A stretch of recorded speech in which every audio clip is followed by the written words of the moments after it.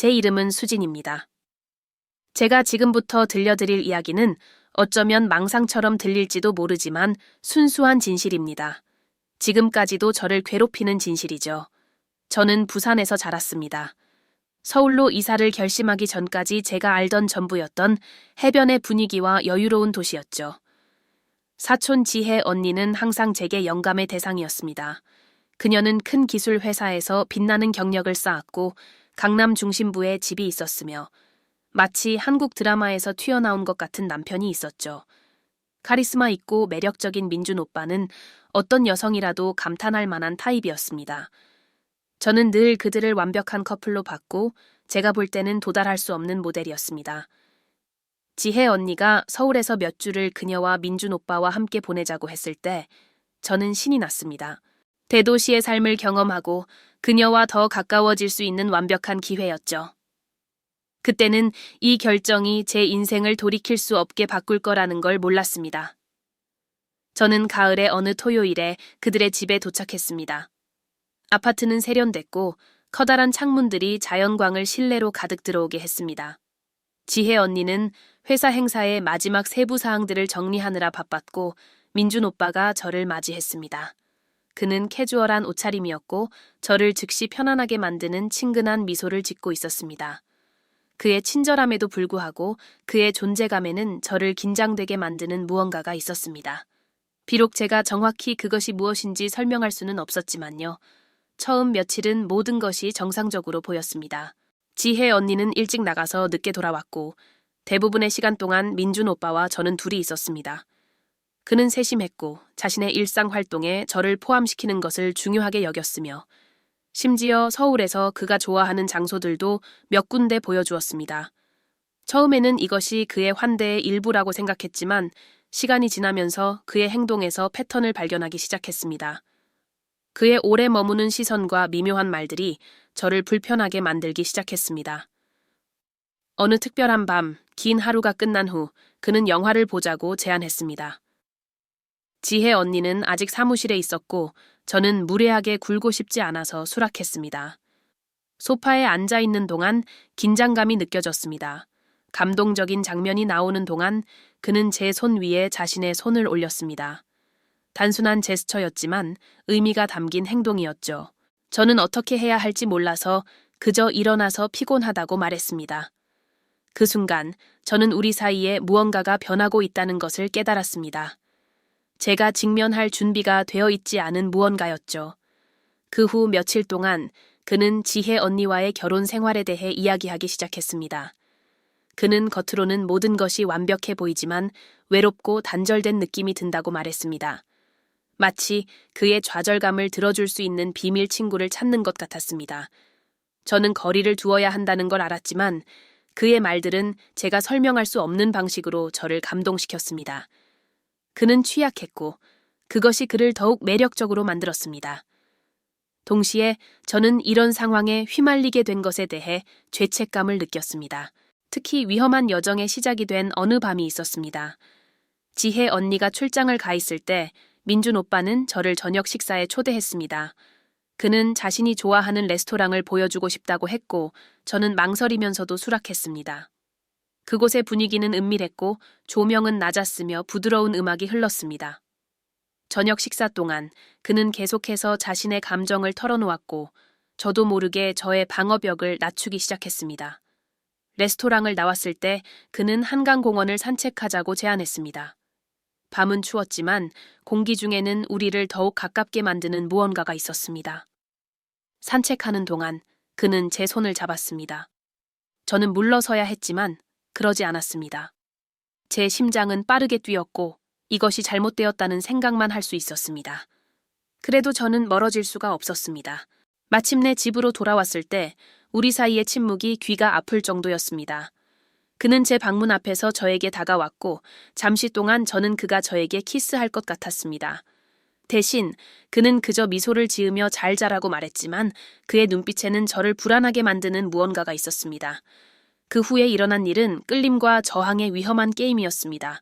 우리가 하고 있는 일이 잘못되었다는 것을 알았지만 피하는 것이 불가능해 보였습니다. 그는 저와 더 많은 시간을 보내기 위한 핑계를 찾기 시작했고 매번의 상호작용은 긴장감으로 가득했습니다. 저는 제 감정과 싸웠지만 매일 더 깊이 빠져들고 있었습니다. 단순한 육체적 끌림이 아니었습니다. 더 깊은 무언가가 있었고 그것은 제가 설명할 수 없는 것이었습니다. 결정적인 순간은 지혜 언니가 아직 없던 조용한 밤에 일어났습니다. 우리는 거실에 앉아 사소한 것들에 대해 이야기하고 있었을 때 그가 몸을 기울여 저에게 키스했습니다. 충동적인 행동이었지만 피할 수 없는 것처럼 느껴졌습니다. 저는 그를 밀어내야 했지만 대신 저는 응답했습니다. 그 순간 죄책감과 도덕성의 무게가 모두 사라졌고 저는 그 순간이 얼마나 옳게 느껴지는지만 생각할 수 있었습니다. 그 후로 모든 것이 바뀌었습니다. 우리의 만남은 더 빈번해지고 강렬해졌습니다. 모든 터치, 모든 시선은 우리가 불장난을 하고 있다는 것을 상기시켰습니다. 우리가 위험한 영역을 밟고 있다는 것을 알았지만 멈출 수가 없었습니다. 민준 오빠는 이렇게 살아있다고 느낀 적이 없다고 말했고 아무리 잘못된 것이라 해도 저도 같은 감정을 느꼈습니다. 날이 갈수록 상황은 더 견딜 수 없게 되었습니다. 지혜 언니는 뭔가가 달라졌다는 것을 눈치채기 시작했습니다. 그녀는 미묘한 질문을 했고 우리의 행동을 관찰했습니다. 저는 침착함을 유지하려고 노력했지만 매일 커져가는 긴장감을 숨기기는 어려웠습니다. 이것이 지속될 수 없다는 것을 알았지만 동시에 제 주변의 모든 사람들을 다치지 않게 하면서 이 상황에서 빠져나올 방법을 알 수 없었습니다. 시간이 흐르면서 옳고 그름을 구분하는 선은 점점 더 흐려졌습니다. 지혜 언니는 그녀의 지친 업무 일과 속에서 대부분의 시간 동안 부재 중이었습니다. 저는 이런 기회들을 민준 오빠와 거리를 두는 데 써야 했지만 반대의 일이 일어났습니다. 그와 단둘이 있는 매 순간은 제가 지속 불가능하다고 알고 있는 유대감을 더욱 강화시키는 것 같았습니다. 특별히 의미 있는 밤이 있었습니다. 지혜 언니는 급한 회의 때문에 일찍 나갔고 민준 오빠는 우리 둘을 위해 특별한 요리를 하자고 제안했습니다. 저는 수락했는데 이는 복잡한 우정 이상에 아무것도 일어나지 않는 척하면서 상황을 정상화하려는 시도에 가까웠습니다.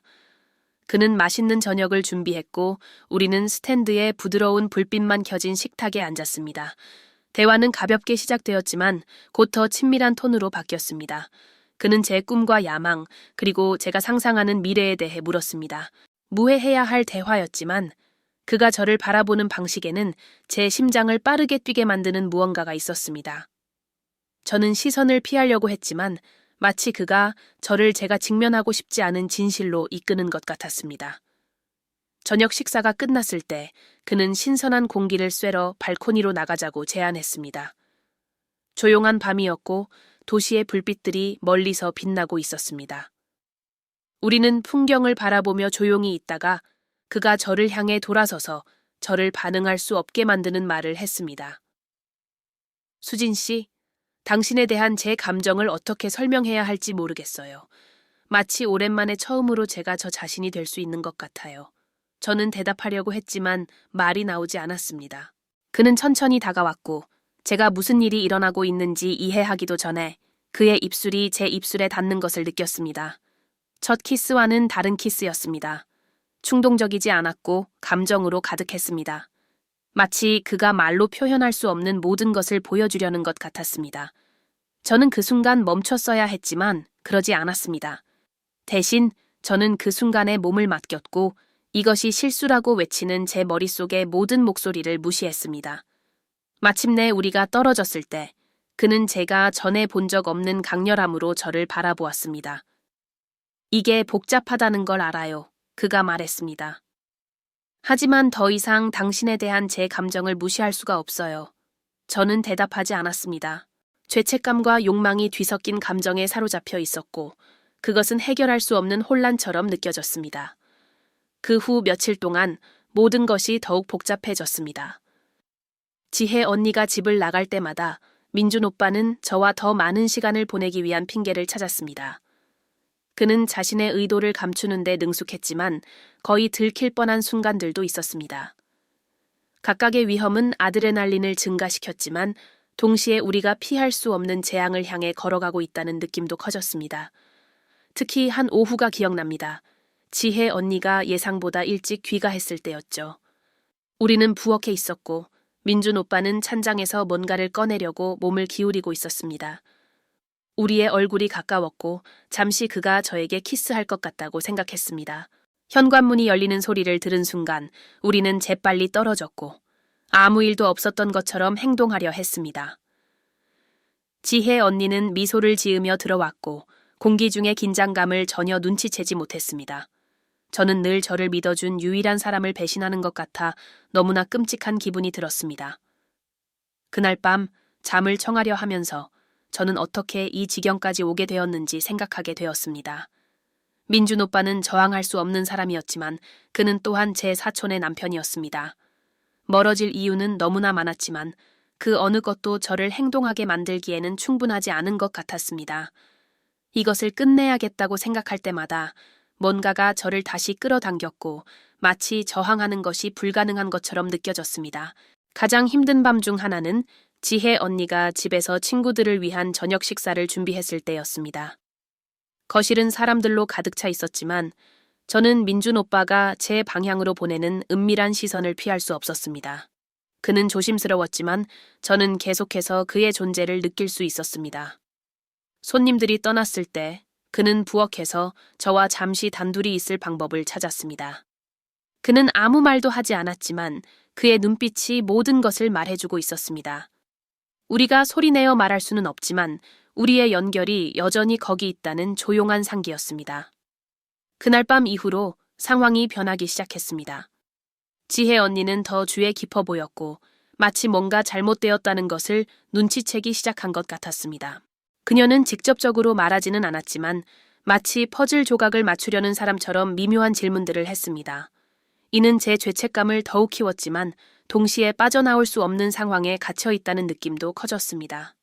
민준 오빠는 더욱 대담해지기 시작했습니다. 그는 결과를 알면서도 우리가 가진 것을 후회하지 않는다고 말했습니다. 그에게 우리의 연결은 무시할 수 없는 것이었습니다. 저는 그가 맞다고 믿고 싶었지만 동시에 우리가 하고 있는 일이 지속 불가능하다는 것을 알고 있었습니다. 상황은 그가 우리가 함께 도망가자고 제안했을 때 임계점에 도달했습니다. 그것은 저를 완전히 놀라게 한 생각이었습니다. 그는 자신의 결혼 생활에서 얼마나 갇혀 있다고 느끼는지, 그리고 우리가 모든 것에서 멀리 떨어져 행복할 수 있다고 믿는다고 말했습니다. 아무리 매혹적으로 들린다 해도 저는 그것이 해결책이 아니라는 것을 알았습니다. 지혜 언니만 다치는 것이 아니었습니다. 제가 무시할 수 없는 결과들의 전체적인 연결망이 있었습니다. 그날 밤 저는 늦게까지 깨어 있으면서 모든 것을 생각했습니다. 제 안에는 감정의 소용돌이가 있었고 처음으로 이것이 가치가 있는지 의문을 갖기 시작했습니다. 저는 사랑에 빠져 있었지만 사랑만으로는 우리가 하고 있는 일을 정당화하기에 충분하지 않다는 것을 알았습니다. 그날 밤 제가 생각을 정리하려 하고 있을 때 민준 오빠가 제 방문 앞에 나타났습니다. 저는 이것을 예상하지 못했고 제 반응은 순수한 놀라움이었습니다. 그는 허락을 구하지 않고 들어와서 문을 닫았습니다. 주변을 감싼 침묵은 우리 사이의 모든 공간을 채울 만큼 무거웠습니다. 그는 진지했고 그의 눈은 감정으로 가득 차 있었습니다. 수진 씨, 저는 더 이상 이렇게 살 수 없어요. 그가 낮은 목소리로 거의 속삭이듯 말했습니다. 괜찮지 않은데 괜찮은 척하고 싶지 않아요. 당신에 대한 제 감정을 되돌릴 수가 없어요. 민준 오빠가 다가와서 제가 항의하기도 전에 그는 양손으로 제 얼굴을 잡았고 그의 엄지손가락이 제 피부를 어루만지는 것이 저를 떨리게 만들었습니다.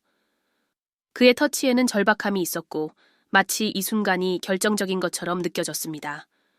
저는 저항하고 싶었고 그를 보내고 싶었지만 제 의지는 그의 강렬함 아래에서 녹아내리는 것 같았습니다. 그의 입술이 제 입술에 닿았을 때 모든 의심이 사라졌습니다.